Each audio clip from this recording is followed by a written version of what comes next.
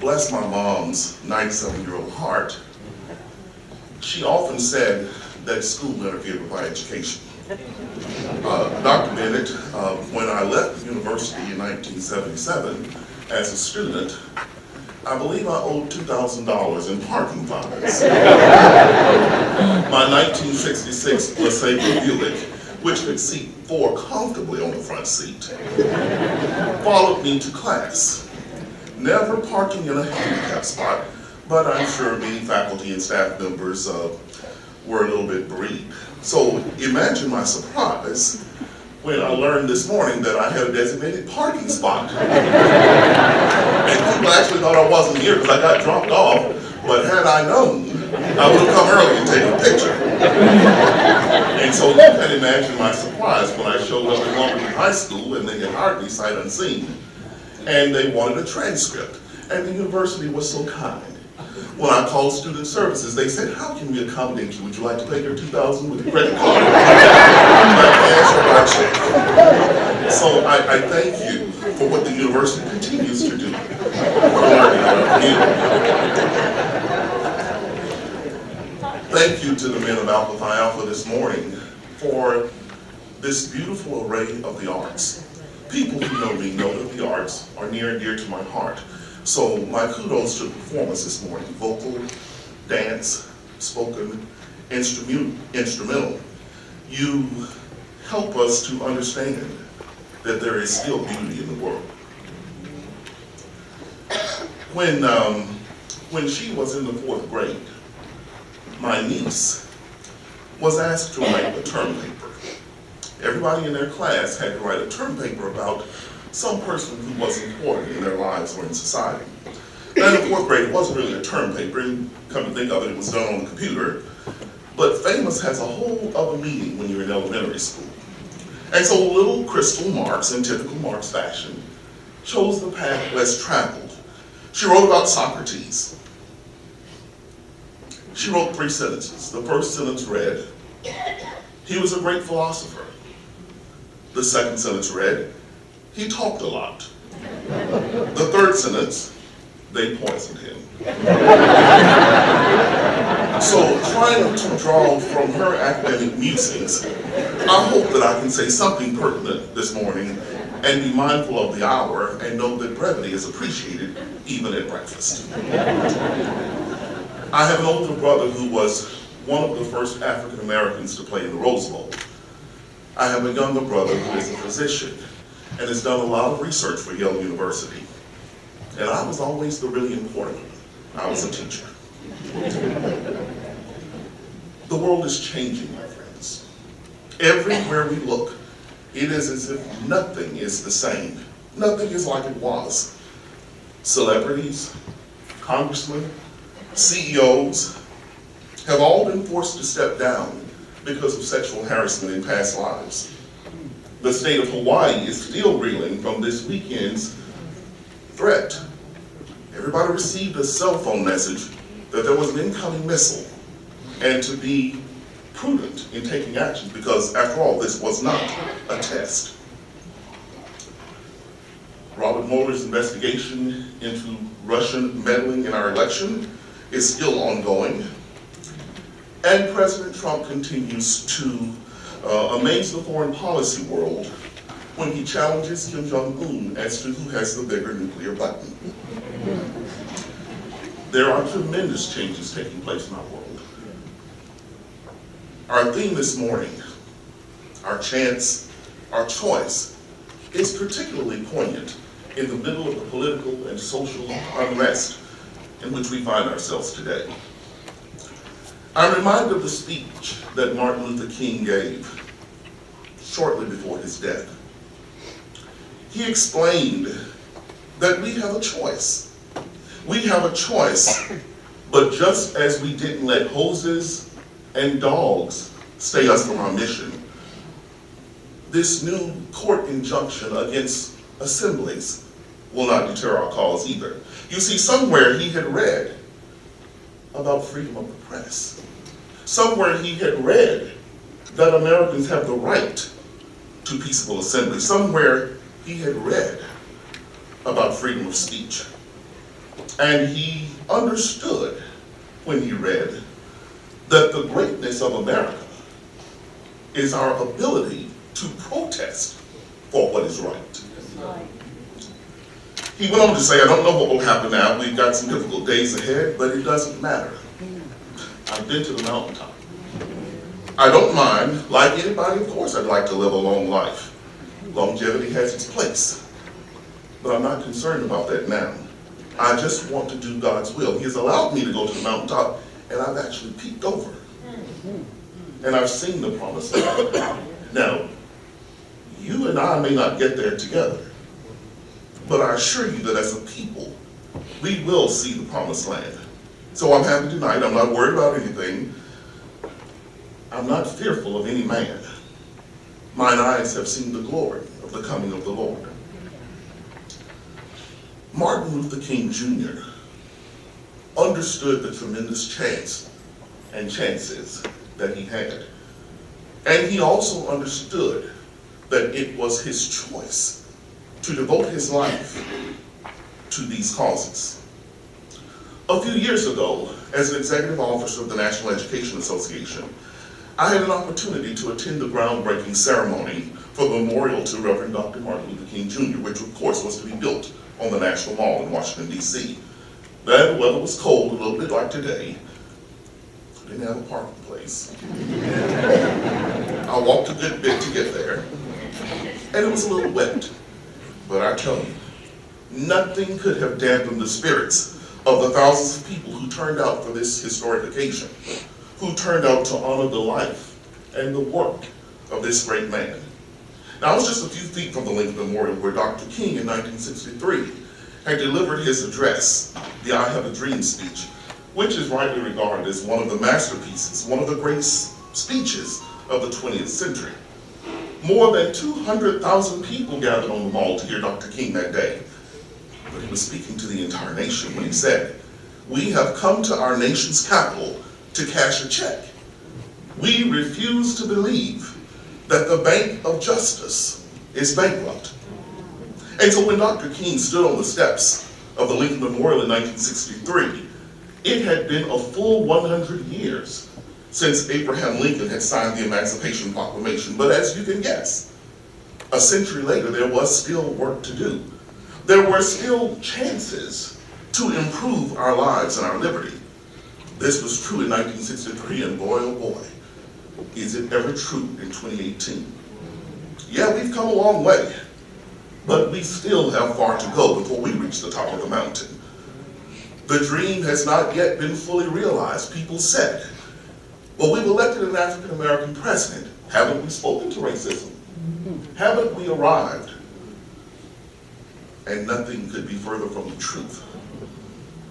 There were many great speakers at the Martin Luther King Memorial that week, including his 4 children, Oprah Winfrey, Maya Angelou.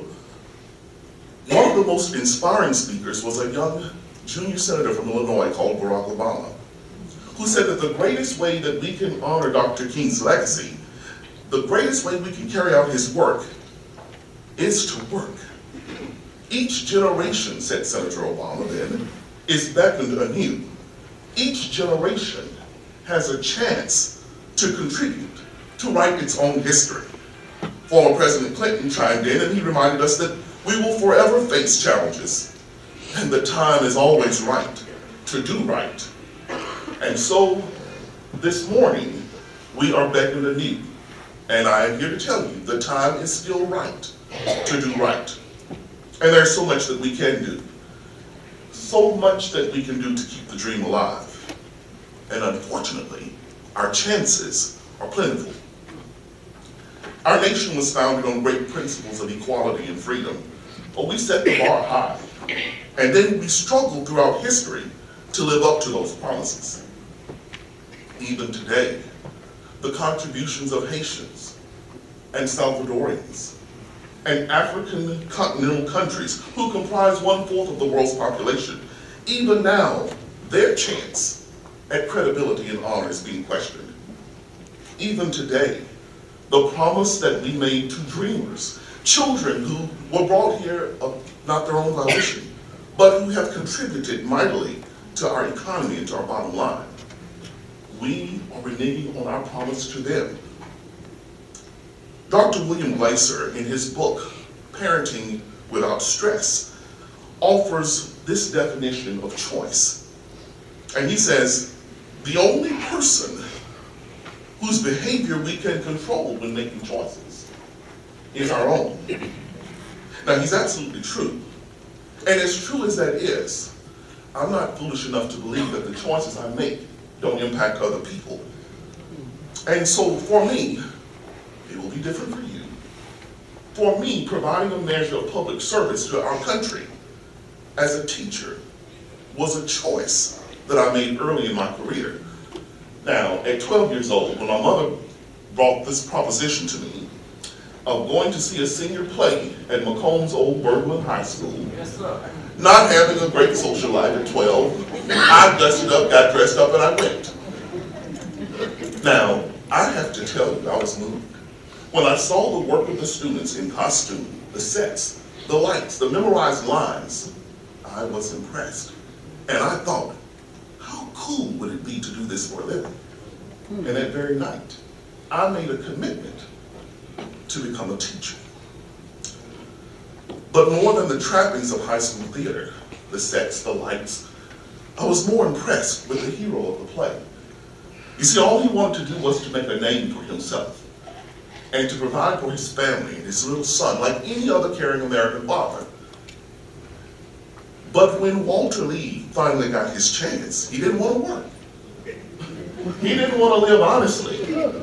So he took the $10,000 that his father before him had left to his mother, took the money and made a business investment.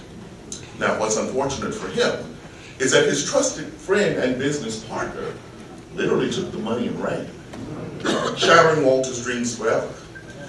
Now, when Lorraine Hansberry created this character that we now know as Walter Lee Younger in her stellar play, A Raisin in the Sun, oh, she raised an issue that is still present with Americans today, and that is our ever-increasing unwillingness to work competently and to work honestly. And as a result, we lose touch with what's truly meaningful in our lives. As Barack Obama said, each generation is beckoned to this work anew. Now, for me, pursuing the dream came through America's classrooms. It will be different for others. You might help others in different ways. It might be healthcare. It might be becoming an elected official or pursuing entrepreneurship, but it doesn't matter. Dr. King, by making the choice to knock down legal barriers, showed us that choices are important. Sometimes our kids look to us for example. And it isn't enough to say that every child in America is free to dream the dream. We must give them the opportunity and the tools to pursue the dream. Any choice to succeed in this life must be accompanied by education and hands-on application. And I would be remiss as a 30-year retired educator if I didn't tell you that education has to be a part of that quest.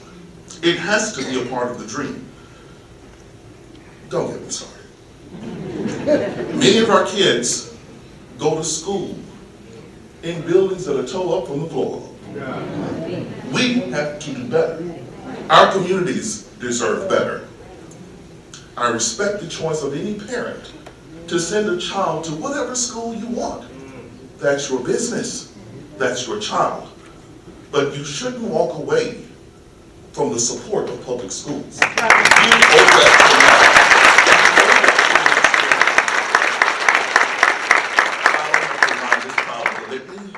Naysayers tell us that we're in a downward spiral, that we're producing a generation of young people who arithmetize without competence, who read without comprehension, and kill without conscience.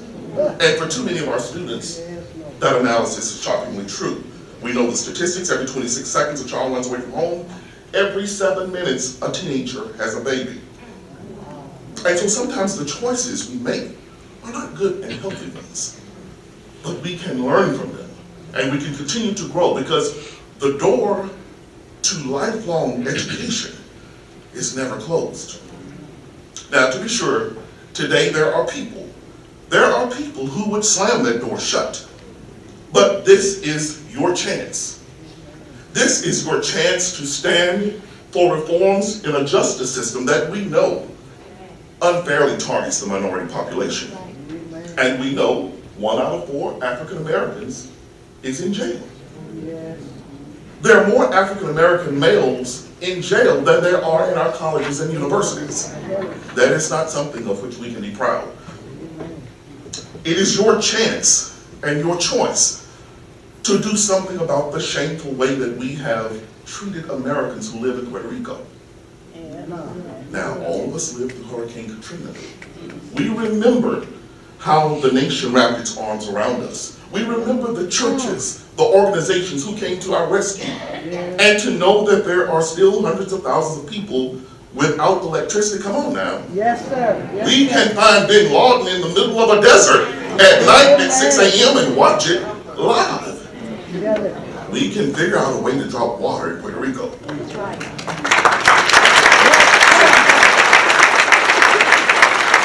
Be careful when you hear people say, we need to move toward a merit-based immigration system.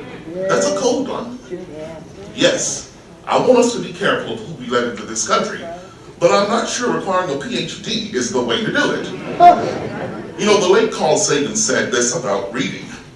He said that Frederick Douglass taught us that the path from slavery to freedom is literacy.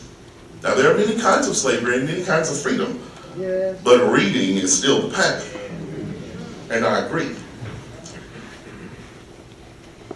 And as I think, if I have already obtained a PhD in my home country, why would I need to come to America to study in the finest universities? You know, the Bible tells us that he who is without sin, let him cast the first stone. So, never casting aspersions or trying to downtrod the leadership of our great country, I do have to ask myself this. If the acquisition of a PhD and the ability to read was a requirement to enter our country, would the current residents of 1600 Pennsylvania Avenue ever have gotten in?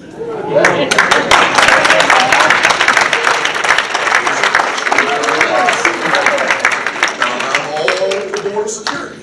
Believe me, I don't want madmen and tyrants trampling on our borders. But don't you know for every 15-foot high wall, somebody's building a 16-foot ladder? Ain't nobody swimming the Rio Grande to take jobs from us. Who in this room wants to pick cotton? Who wants to harvest watermelons? Who wants to climb in the apple trees? Now, I don't say that to demean those jobs. That's honest work. And however you can earn a living, you ought to.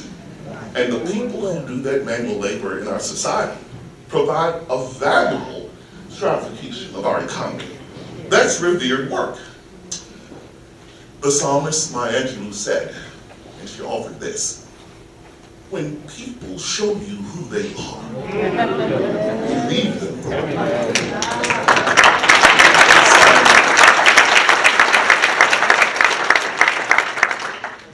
Dr. Bennett, my dad, gave me a little challenge. When I came to the university in 1974, yes, I'm an old guy officially, he said, and you can come home and pick cucumbers in the summer. I've got a job waiting on you.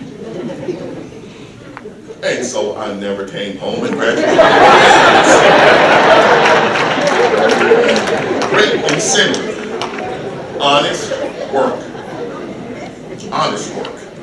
And it's like my dad always said, hey, those were the good old days. He was the first black county agent in the state of Mississippi. And I remember as a youngster the night they burned a cross on our yard. Yeah, those were the good old days. But as my dad also said, I'll be damned if I'm going back to them.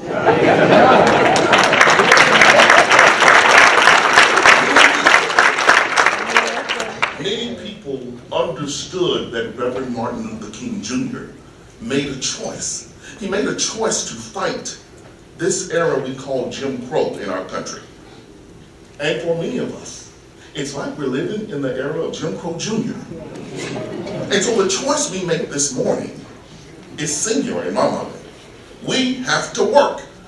We have to make sure that we're committed to the blessings of liberty and prosperity for all time.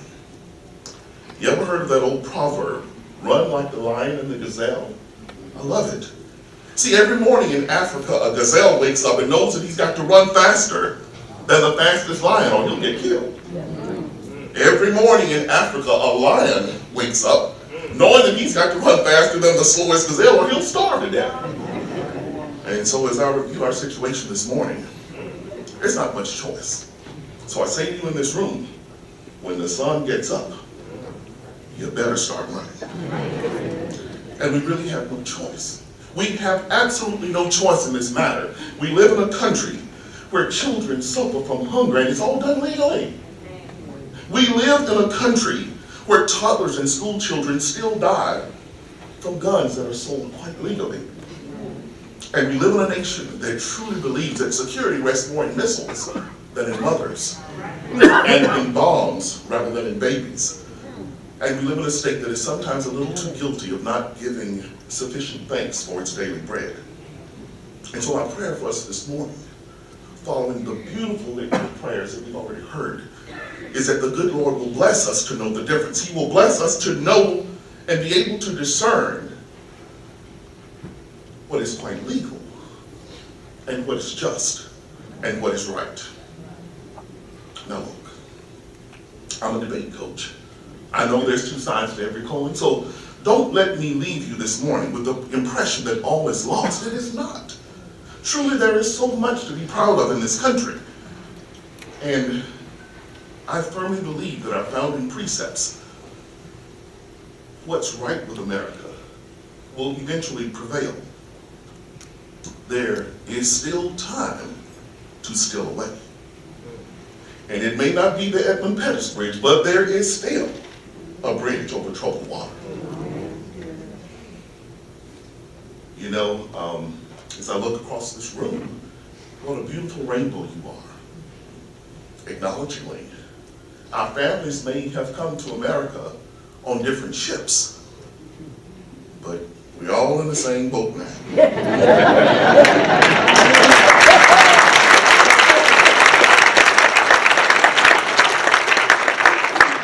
I remain optimistic.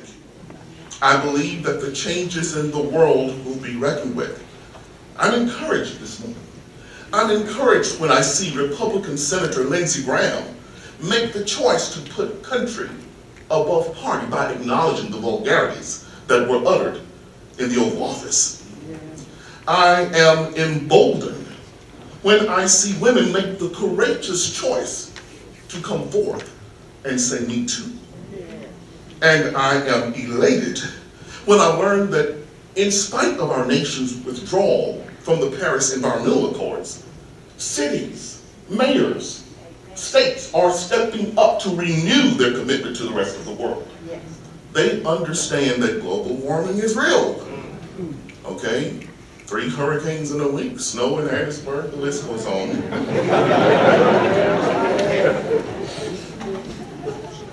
And I am renewed by the fight that Peggy Jean Carter led. She knew what she was doing. And she was one of those soldiers who was sick and tired of being sick and tired, but made the choice to do something about it. As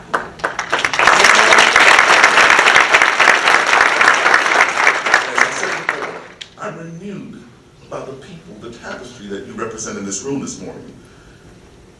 And by your presence, I know that you will be advocates for the legacy of Martin Luther King Jr. I know that you will be champions for civil rights for all people. And I also understand that you exhibit a work ethic that is the envy of all. So I've come to say thank you. Thank you for the inexhaustible and inestimable work you have done in academic, social, and political arenas. And while you have done a good job, Now's the time to step up. America is demanding that we do even more. The choices you make will define America's role in the world. I call upon each of you to follow Dr. King's legacy. Make sure that in our effort to make America great again, that we don't make America hate again. And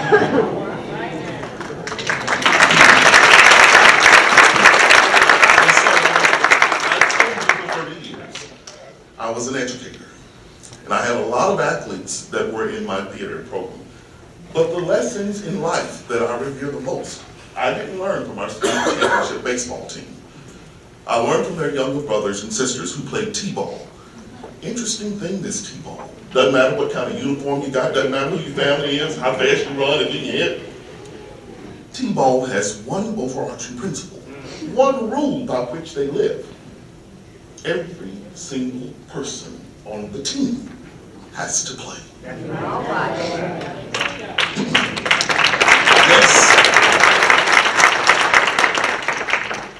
This is the real legacy of Dr. King. The dream is not impossible, but it requires extraordinary effort today. And this is why we honor this national holiday, this day of national service, that will ultimately showcase the chances that we have to improve our lot and the choices that we make in the inevitable march toward freedom and equality for all people. Justice delayed is justice denied. Perhaps Oprah Winfrey said it best at the Golden Globe Awards last week when she uttered these words: "A new day is on the horizon, and time is up for those who would deny the dream." Long live the legacy of Martin Luther King. Long live the dream. Thank you.